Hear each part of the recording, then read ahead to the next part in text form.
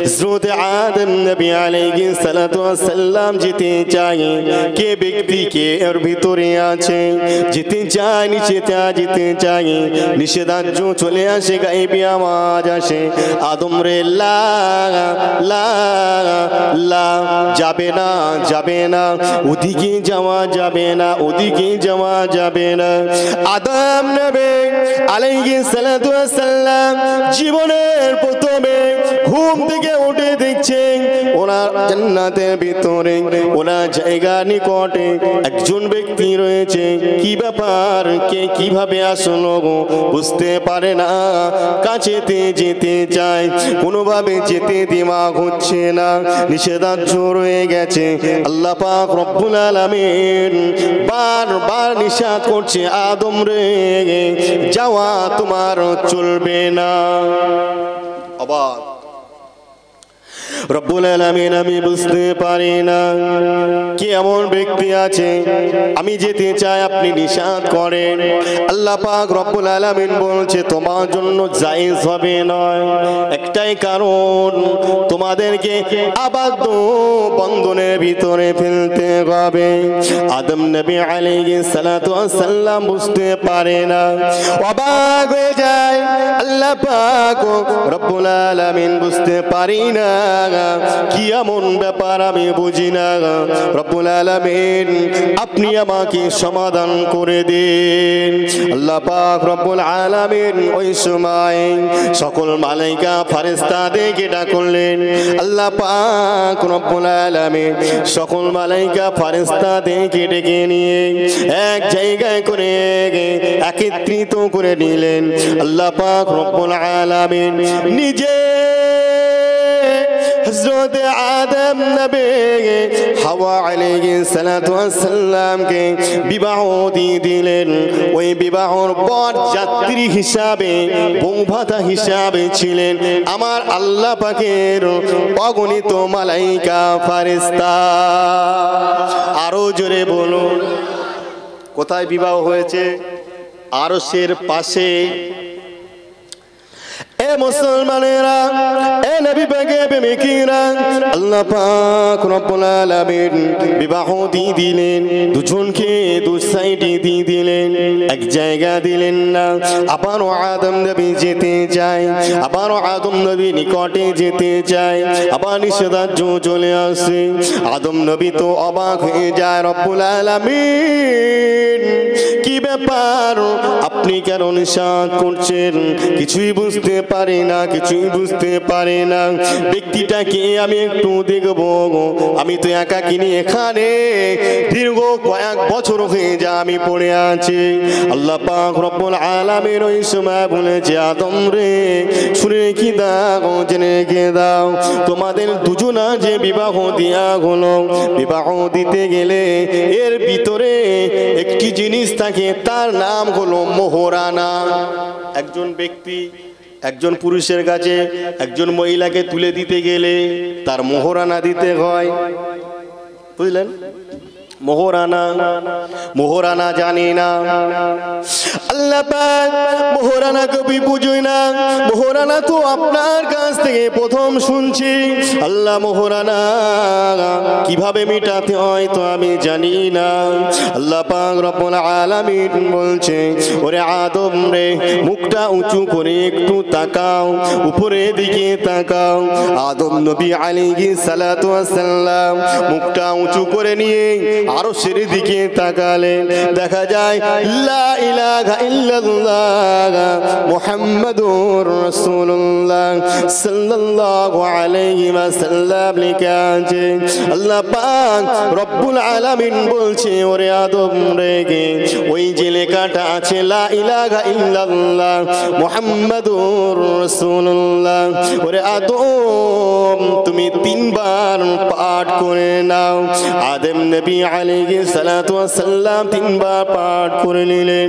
আল্লাহ পাক রব্বুল আলামিন বলছে, হে আদম শুনে রেখে দাও, শুনে রেখে দাও, আমার হাবিবের প্রতি কালেমা পড়ার উসিলায় আমি আল্লাহ আমার প্রতি এমন কি কালেমা পড়া জিকির করার উসিলায় ওই লা ইলাহা ইল্লাল্লাহ মুহাম্মাদুর রাসূলুল্লাহ সাল্লাল্লাহু আলাইহি ওয়াসাল্লামের উসিলায় আমি আল্লাহ পাক রব্বুল আলামিন তোমার মোহরানাটা আমি আল্লাহ মিটিয়ে দিলাম। আরো জোরে বলুন, কি বলে মোহরানা মিটিয়েছে? হ্যাঁ, লা ইলাহা ইল্লাল্লাহ বাদা মুহাম্মাদুর রাসূলুল্লাহ, তার পাশে লেখা আছে কি? আমার নবীর নাম। একবার জোরে বলুন সুবহানাল্লাহ। মোহরানাটা মিটানো হয়ে গেল, সুখে দিন যাপন করে জান্নাতের ভিতরে রয়ে আছে, জান্নাতি খানা খায়, জান্নাতি জায়গায় থাকে, জান্নাতি খানা খায়, জান্নাত উপভোগ করে। দেখা যায় না না না বিতাড়িত শয়তানকে তো বিতাড়িত করা হয়েছে। এরা চিন্তা করে নিল আদমকে ওখান থেকে হটাতে হবে। আমরা যখন থাকতে পারি না তখন তাকে হটাতে হবে, ওকে সরিয়ে ফেলতে হবে। আল্লাহ পাক রব্বুল আলামিন যখন ওই জায়গা দিয়ে দিয়েছিলেন দুজনকে, শেষ আবার তো এক জায়গায় বন্ধন করে যখন দিয়েছিল, আমার আল্লাহ বলছে আদম রে, এ হাওয়া খবরদার তোমরা যেন ওই গাছের নিচে যাবে না, আর ওই গাছের কোনো ফলমূল ভক্ষণ করবে না। গাছের নিচে যাবে না, কোনো ফলমূল ভক্ষণ করবে না বলে দিয়েছে। শয়তান কাজে লাগাচ্ছে কেমন দেখুন, ওরা তো বিতাড়িত হয়ে গেছে, ওদের তো একটা টেনশন আছে যে কিভাবে পথভ্রষ্ট করা যায়। শয়তান বুদ্ধি ধরলেন, ইবলিস বুদ্ধি ধরে নিয়ে দেখা যায় যে সাপ আমরা দেখি, এই সাপের কিন্তু পা ছিল, ময়ূর দেখে ময়ূরের ডানা ছিল অনেক, পায়েরও সৌন্দর্য ছিল। ময়ূরের কাছ থেকে কি করলো, সূরাটা দাঁড় করে নিল। এমনকি দেখা যায় সাপের কাছ থেকে সূরাটা ধার করে নিল। এরা ছিল জান্নাতি, এরা ছিল জান্নাতে।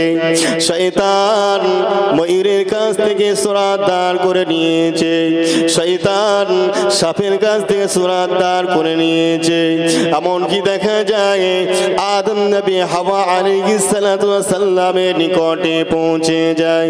হে মুসলমানেরা, হে নবী পাকের প্রেমিকরা, কানটি খাড়া করে শুনুন। এমনকি দেখা যায় যে শয়তান প্রবেশ করলেন, ইবলিস প্রবেশ করে গেলেন। হযরত হাওয়া আলাইহিস সালাতু ওয়াস সালামকে যুক্তি দিচ্ছে কে? এ হাওয়া, তোমাদের এরকম একটি জায়গা রেখে দিয়েছে, তোমাদের এই গাছের ফলটা খেতে কি নিষেধ করেছে? বলছে না, হ্যাঁ আমাদের গাছের ফলটা খেতে নিষেধ করেছে, এর কারণ আছে, ভিতরে ব্যক্তি আছে। হাওয়া আলাইহিস সালাতু ওয়াস সালামের সঙ্গে কথা ঘটছে, কি এমন ব্যক্তি আছে, কি এমন কারণ রয়েছে?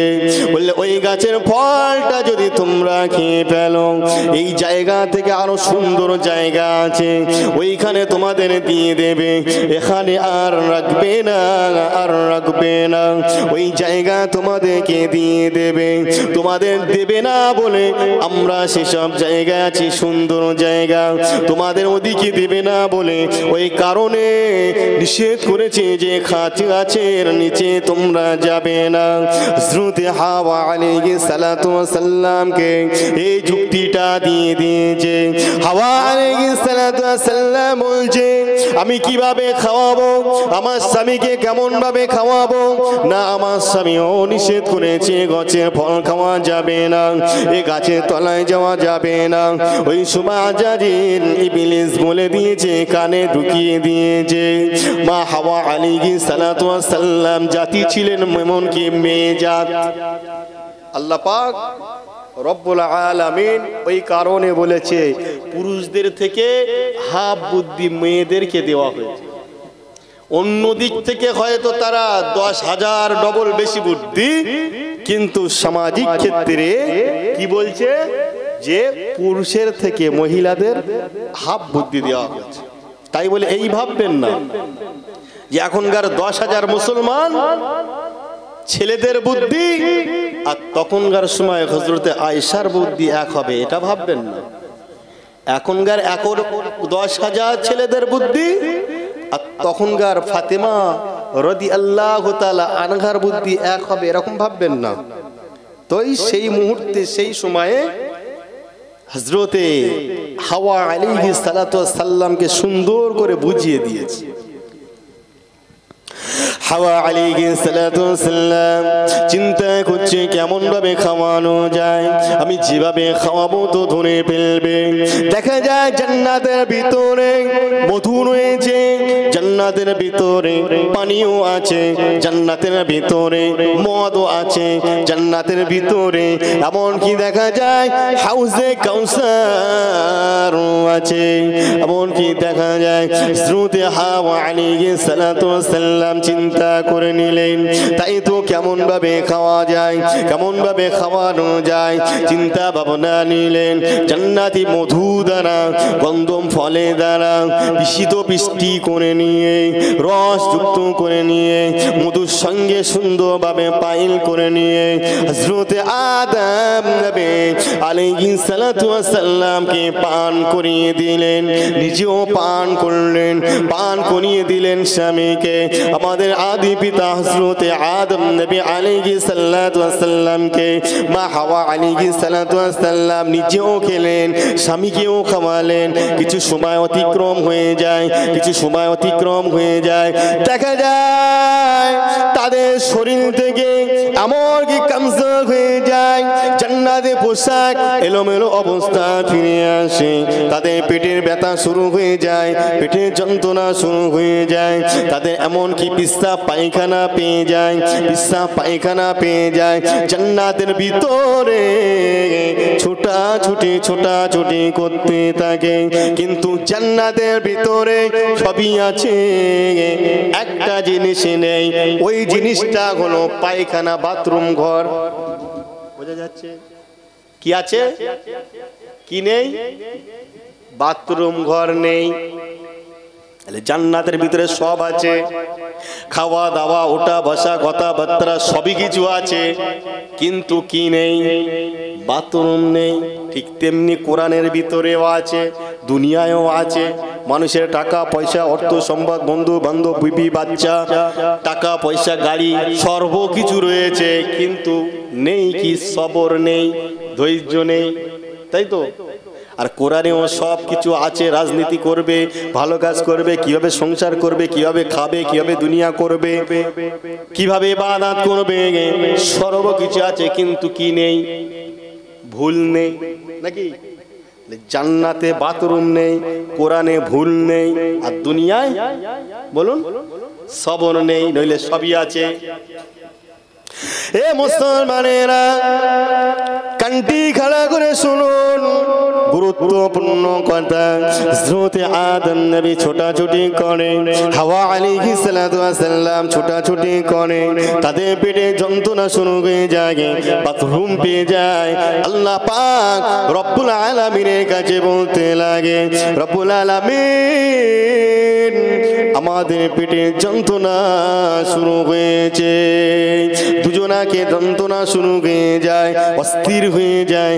আল্লাহ পাক রব্বুল আলামিন ওই সময় আল্লাহ পাক রব্বুল আলামিন চিৎকার করে বলেছিল, ওরে আদম ওরে হাওয়া, আমি আল্লাহ পাক রব্বুল আলামিন সৃষ্টি করেছি, আমি আল্লাহ তবে তোমাদেরকে নিষেধ করেছিলাম তোমরা খবরদার যেন ওই গাছের নিচে যাবে না, ওই গাছের ফল খাবে না, ওই গাছের নিচে যাবে না, ওই গাছের ফল তোমরা ভক্ষণ করবে না।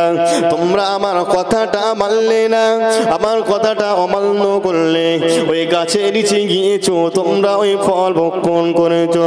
তোমাদের এই জান্নাতে থাকার জন্য আর বেশি সময় লাগে, আর তোমাদের থাকা হবে না। জান্নাতি পোশাক খুলে গেল, গেল, জান্নাতি পোশাক খুলে গেল। আল্লাহ পাক রব্বুল আলামিন হযরত আদম নবী আলাইহিস সালাতু ওয়াস সালামকে ফেলছে কোথায়? ভারতের সরনান দ্বীপে, শ্রীলঙ্কার দেশে হযরত আদম নবীকে নিচে দিয়ে দিলেন। হযরত মা হাওয়া আলাইহিস সালাতু ওয়াস সালামকে দিলেন কোথায়? হাওয়া আলাইহিস সালাতু ওয়াস সালামকে দিয়ে দিচ্ছে কোথায়? জেদ্দার ঘাটে। কোথায়? একজনকে সরনান দ্বীপে শ্রীলঙ্কার দেশে, আর একটা দিয়েছে কোথায়? জেদ্দার ঘাটে।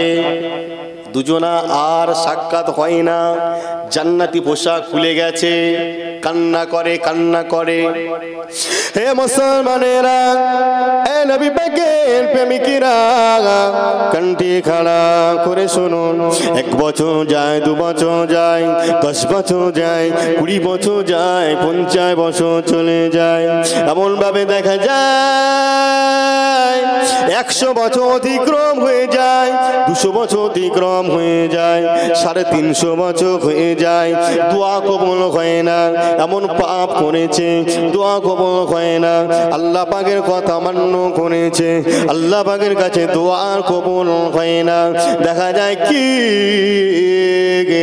কয়েকশো বছর পরে শেষের বেলা চিন্তা ভাবনা নিয়ে হযরত আদম নবী আলাইহিস সালাতু ওয়াস সালাম বলছে কি, আমি যখন সর্বপ্রথমে আমার আল্লাহ পাক আরশের পাশে জান্নাতে ঘরে রেখেছিল, আমি আদম যখনই তাকাতাম আরশের উপরে একটি দোয়া লেখা ছিল, একটি আয়াত লেখা ছিল, লা ইলাহা ইল্লাল্লাহ মুহাম্মাদুর রাসূলুল্লাহ।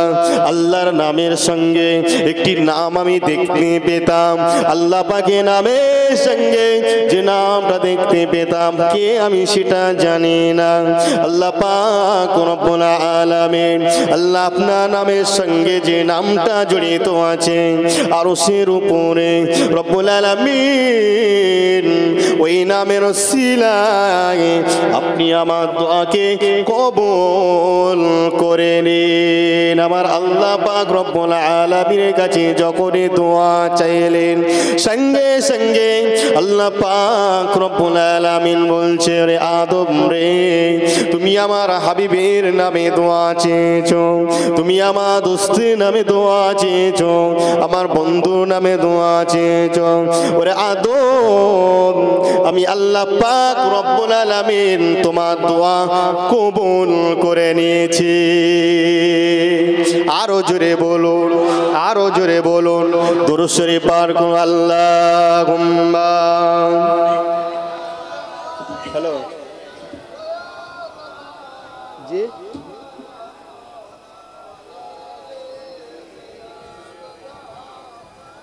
জি আমি ফোন করছি।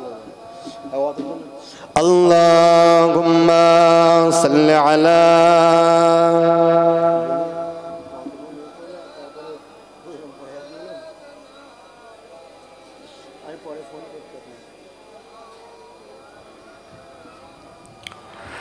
وعلى آل سيدنا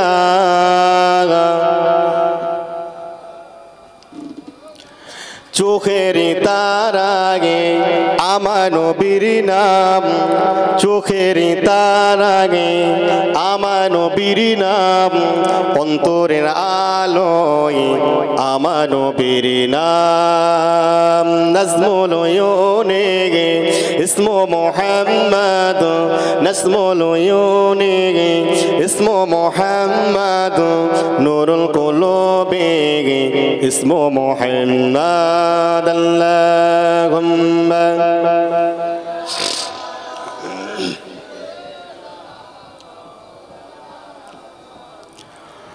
وعلى آله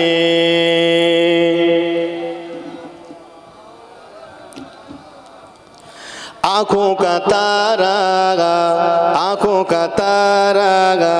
नामे मोहम्मद दिल का उजाला नामे मोहम्मद आँखों का तारा नामे मोहम्मद दिल का उजाला नामे मोहम्मद नज़्मुल उयून इस्मो मोहम्मद नूरुल कुलूब इस्मो मोहम्मद अल्लाहुम्मा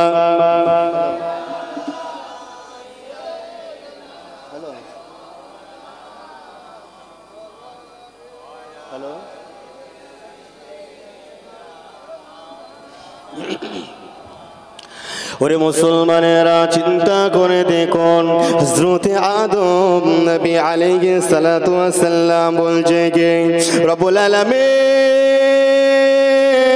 আল্লাহ কম বেশি 300 বছর পার হয়ে গেছে আল্লাহ পাক রব্বুল আলামিন আপনার নামের পাশে যে নামটা লেখা আছে আল্লাহ ওই নামের উসিলায় আপনি আমার দোয়াকে কবুল করে নিন আল্লাহ পাক রব্বুল আলামিন কি করলেন হাবিবের খাতিরে আমার নবী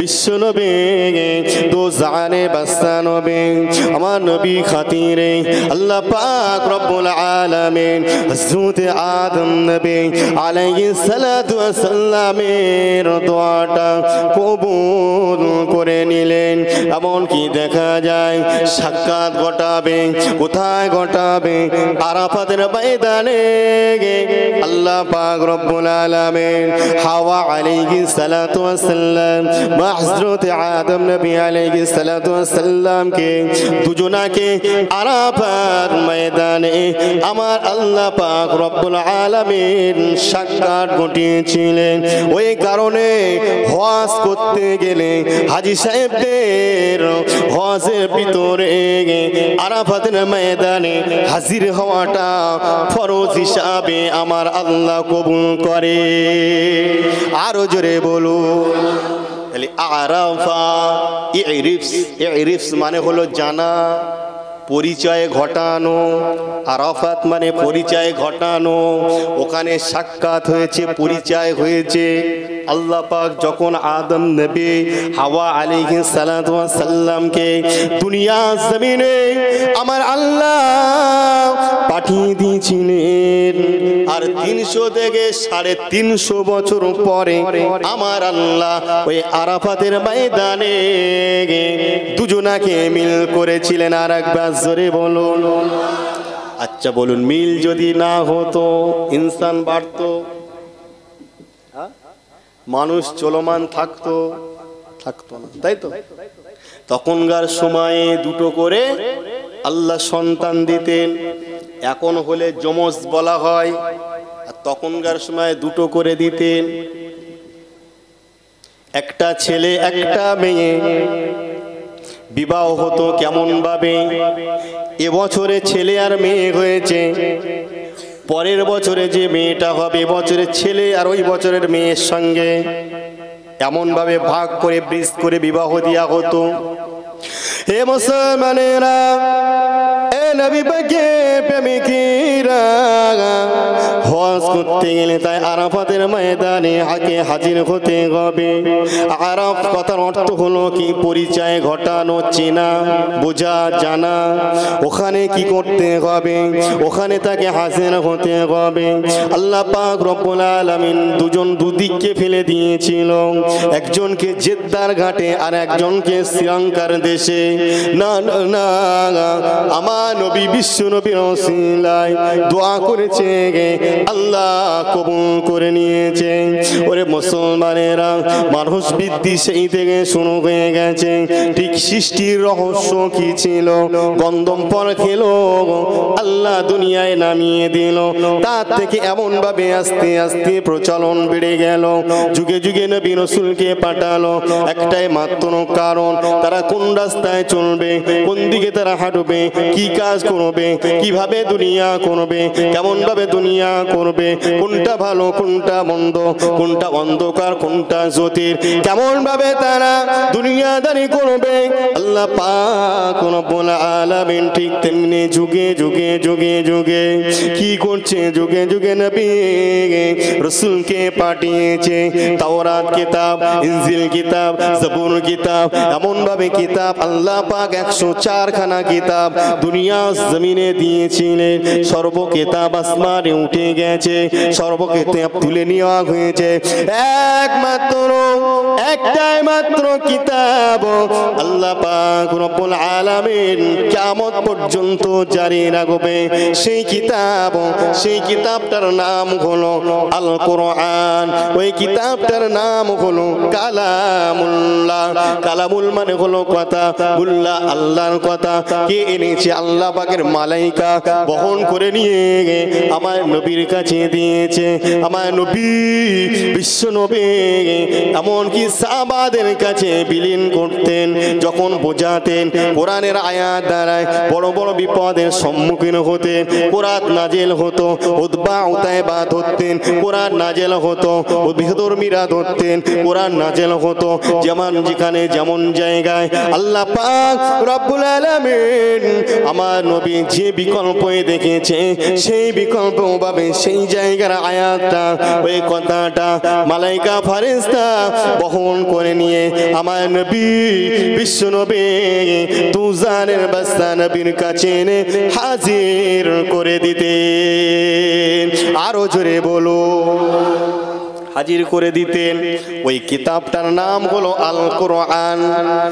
এই কিতাবটা গেল আজাজিল শয়তান আল্লাহ পাকের কাছে বলেছে, আল্লাহ পাক আমরাও তো আপনার ইবাদত করেছি, তবে সেই ইবাদতের এত পাঠ আপনি কি দিয়েছেন? আল্লাহ বলছে, তুই তো কিছুই কি লিবি বল, কিছুই দোয়া যায় না, তবু কি লিবি বল তোরা দেখে। ওই সময় তারা চেয়েছিল তিনটে জিনিস। একটা হলো যখন তখন ইমাতা থেকে আর এক প্রান্তে চলে যেতে পারবে, এক প্রান্ত থেকে অপর প্রান্তে চলে যেতে পারবে। আরেকটা কি বলেছিল? মানুষের শিরা উপশিরায় দাগা দিতে পারবে।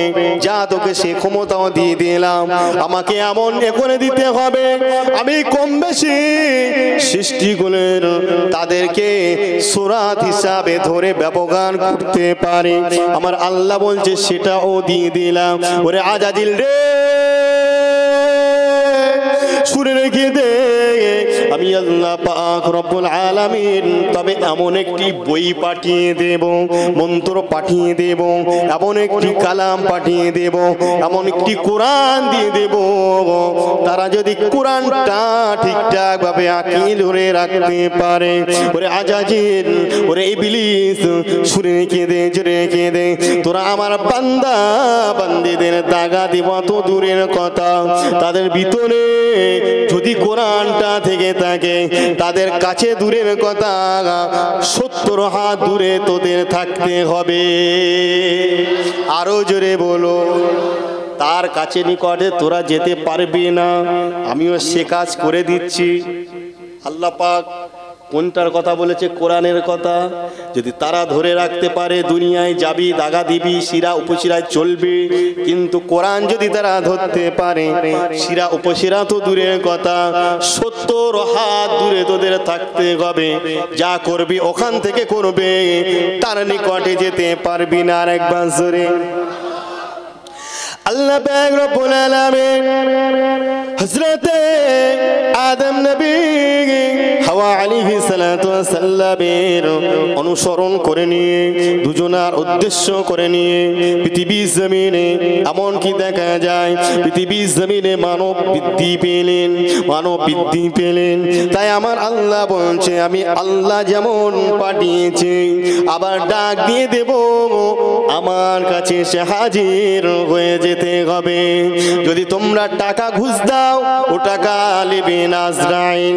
তোমরা যদি জমি লিখে দাও, কিন্তু জমি আজরাইল নেবে না। তোমরা যদি একটা বড় সুন্দর গাড়ি দাও আজরাইল তুমি চড়ে এখানে সেখানে যাবে, তারা ও গাড়ি নেবে না, ও গাড়ি ভুক্ত হবে তারা হবে না।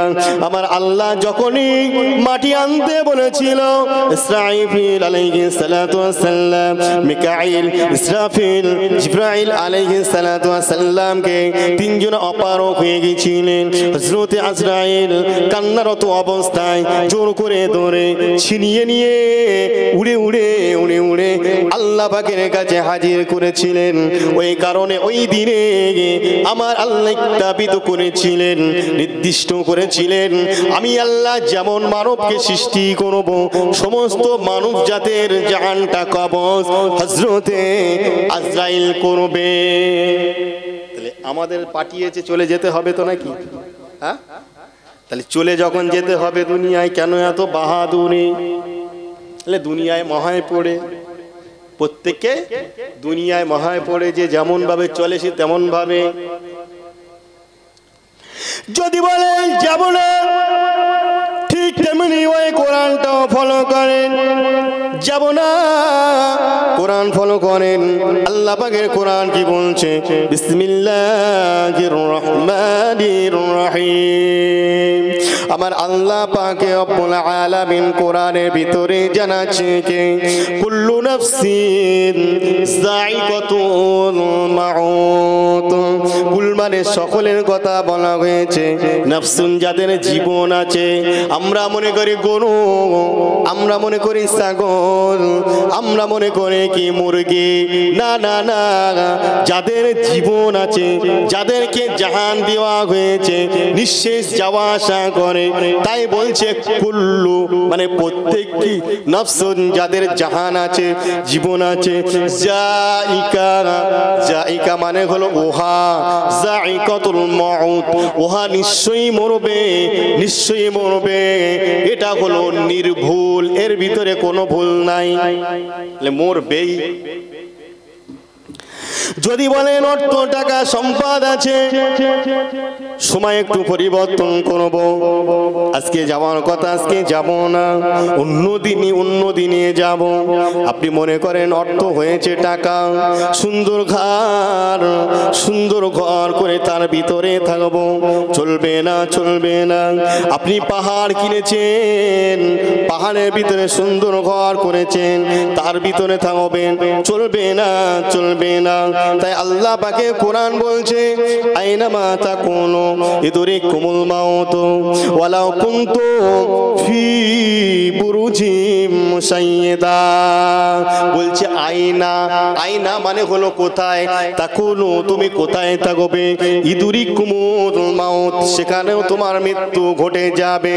ফি বুরুজিম মুশাইয়্যিদা, ফি মানে মধ্যে, ফি মানে মধ্যে, বলছে ফি জাবালুন, জাবালুন মানে হলো পাহাড়, তুমি ফি জাবালুন পাহাড়ের ভিতরে থাকবে, ওখানে তোমার মৃত্যু ঘটে যাবে। ফি মিরআতুন মানে কাঁচ, আয়না, ইমরাআতুন মানে স্ত্রী, জাওজুন, এখানে মিরআতুন এসছে। ফি মিরআতুন তুমি যদি নিজবন্দি কাঁচের ঘর করে থাকো, সেখানেও তোমার মৃত্যুটা ঘটে যাবে। চলে যার অন্যদিকে, ইজা যা আযালুহুম লা ইস্তাখিরুনা সাআতাহুম ওয়ালা ইস্তাকদিমুন। যদি মনে করেন যে না আমার আজকে মরণের কথা আছে, হয়তো বৈকালের দিকে হবে, তাও ঘটবে না। বৈকালে তো হলো না, হয়তো রাত্রে হবে, তাও হবে না। মনে করেন যে বৈকালে হওয়ার কথা ছিল, সকালে ঘটে গেছে মৃত্যুটা, তবুও সেটা হবে না। আল্লাহ পাক রব্বুল আলামিন যখন আজরাইল আলাইহিস সালাতু ওয়াস সালামকে পাঠিয়ে দেবে, হযরত আজরাইল আলাইহিস সালাতু ওয়াস সালাম চলে আসবে জমিনে। সে 1 ঘন্টা আগেও জাহান কবজা করবে না, 1 ঘন্টা পরে জাহান কবজা করবে না, 1 মিনিট আগে করবে না, 1 মিনিট পরে করবে না, একটা সেকেন্ডের জন্য এদিক ওদিক হবে না। ঠিক নির্দিষ্ট সময়ে মৃত্যু তাকে বরণ করতে হবে। এবারে বলুন, ঘুষ হবে কাজ? হ্যাঁ, জমি হবে, কিছু কাজ হবে না তো? তাহলে কোনো কিছুই কাজ হবে না, তাহলে সময়ের সাথে সাথে আমাকে চলে যেতেই হবে। তাহলে যখন যেতে হবে তখন কিছু করে যেতে হবে তো নাকি? তাহলে করে করতে গেলে কি করতে হবে বলুন? কি করতে হবে বলুন?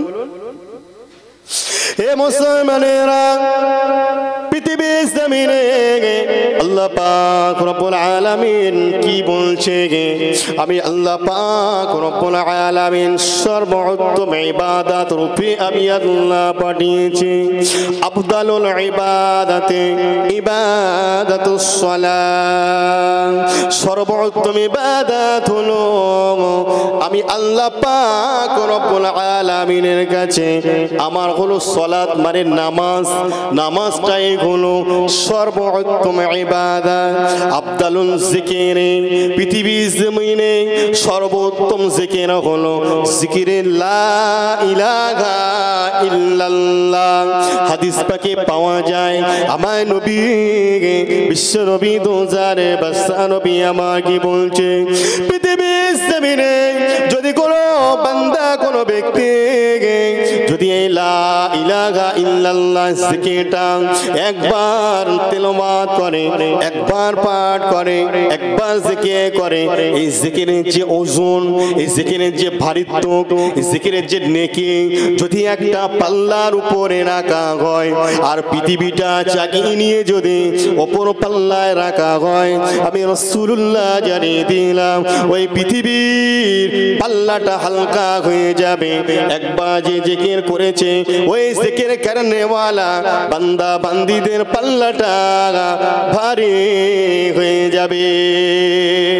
আরো জোরে বলো এ মুসলমানেরা, তাই কি বলছে? আফজালুল ইবাদাতে ইবাদাতুস সালাত, সর্বোত্তম ইবাদত হলো আল্লাহ পাক রব্বুল আলামিনের কাছে সিজদা করা।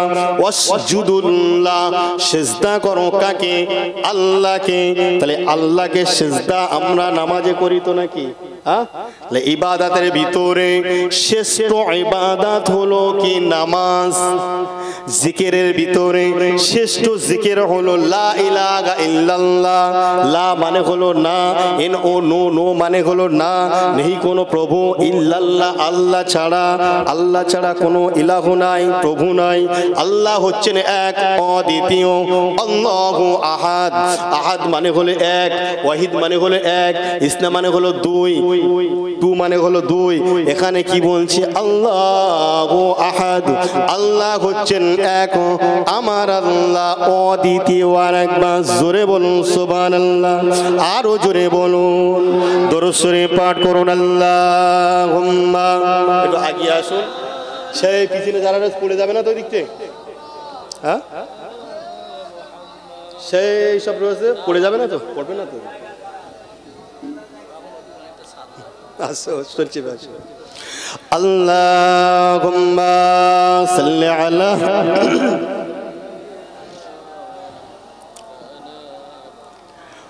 ওয়া আলা আলি সাইয়্যিদিনা